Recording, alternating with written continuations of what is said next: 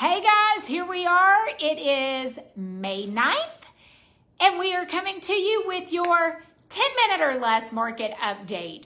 So we are going to jump into numbers, look at how April closed out going into May, and then we will get Dustin in here for all the lowdown on mortgage rates, which really...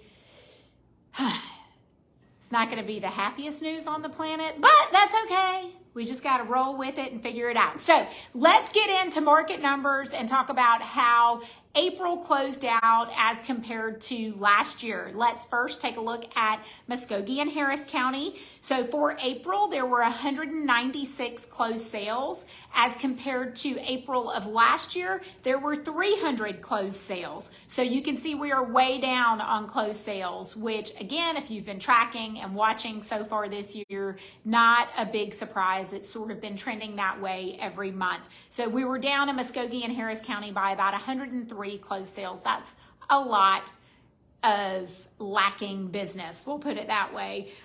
Currently, there are about 247 active listings, roughly, and about 389 pending sales. We are extremely low inventory, and we'll talk about that in just a minute. Average days on the market for April was about 30 days as compared to 32 days last year. Last year is when we started seeing rates rising and the market was beginning to change in some big ways in April last year. Average sales price for this past April was $247,000, and average sales price last April was $276,000. Now, that doesn't mean value has fallen. That's just giving you an indication of what the average price was, not average negotiation.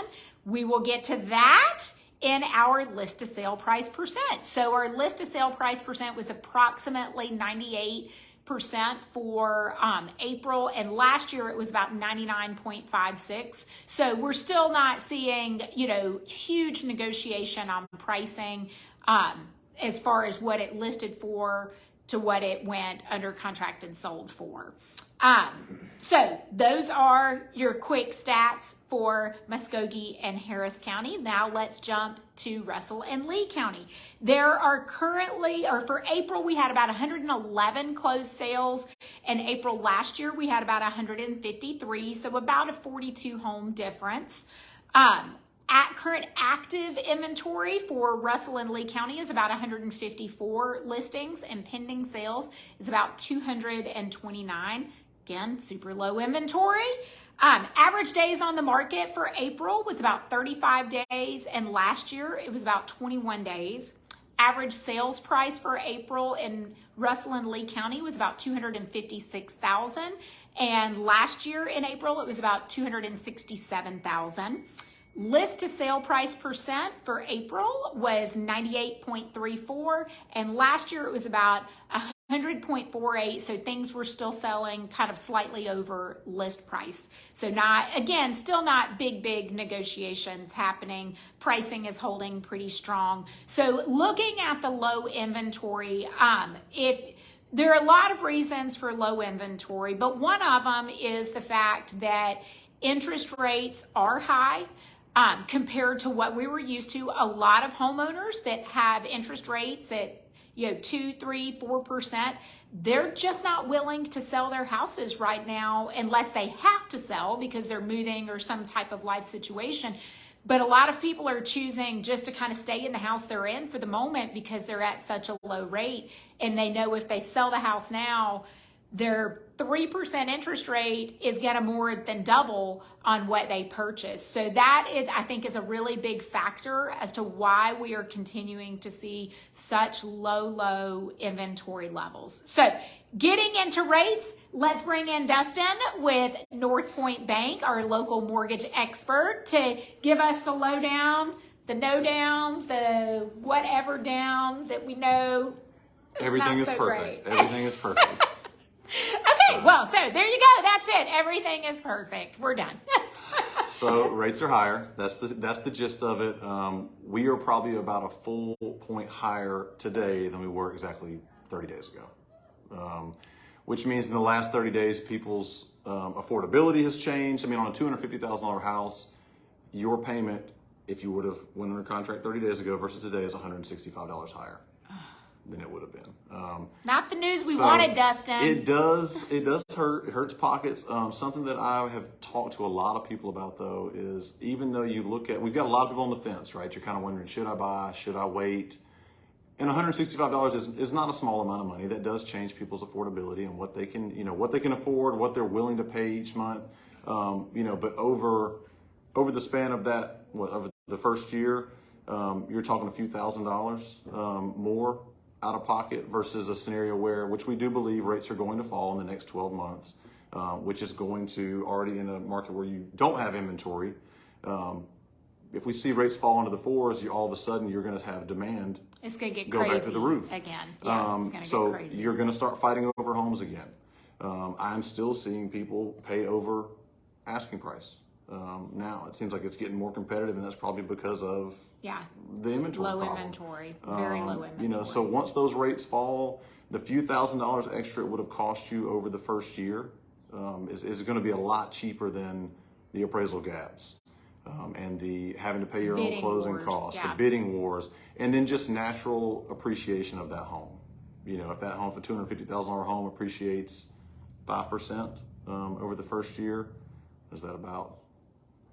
Let's see, we got about, what is that? Let's see, Kim. You're asking me to do math in my head? Is that about 12.5? That's about 12.5. So you're talking almost $13,000 in appreciation versus $165 a month if the rates were to fall just 1%, if you're just waiting for that. So I still think buying makes more sense in the long run. It hurts a little bit more on the front end. But I think if you're somebody on the fence, I still think you should buy.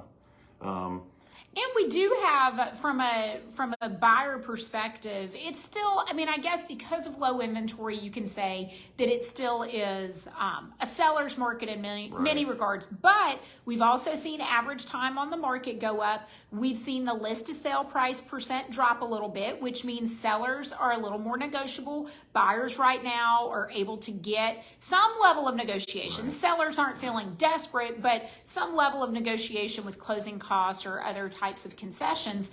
And like Dustin said, when rates do drop, it's going to change that again because the inventory levels are so low. When people can get those lower rates, it's going to create a different demand environment most likely. So, with all of that in consideration, if you are out looking to buy or on the fence or trying to figure that out, don't be scared away right now by current conditions, because you may be able to use those conditions to your advantage versus waiting and having a whole nother scenario that might not be to a buyer's advantage in negotiations here in the coming months, once we do finally see those rates relax. Yeah, and I do think that's brewing. I think it's coming. Obviously we don't know when, but it will happen. It's inevitable. Yeah. I mean, when they fall, demand will rise, and it is going to be crazy. I wouldn't be shocked at all to see it repeat kind of what we saw in 2020. So we'll see what happens. But tomorrow we've got the inflation report that we have talked about and hoped for weeks now, months now. It is still supposed to be a good report. Even though we have seen rates rise over the last month, we're kind of hoping that will bring us back to maybe where we were 30 days ago. I think our anticipation the last time we talked was that maybe they would stay steady and we would get this report and they'd push us back to a place where everybody was really happy with rates. But at this point, I think we'll just take back to where we were 30 days ago. So hopefully we get that and kind of go from there. But I do think it'll be a good report, and hopefully they react in a way that helps us. So. Awesome. All right. So there we go. All your market data in less than 10 minutes. All right. Any other details you think are important right now? Not at the moment, but if you have questions, you can always call me. My cell is 706-405-6555. And you guys know how to reach me, 706-332-6349. Until next month, you guys have a great May, and we will be back in June with our latest market update. And who knows, maybe some encouraging news on rates. We'll find out. So stay tuned. Thank you guys.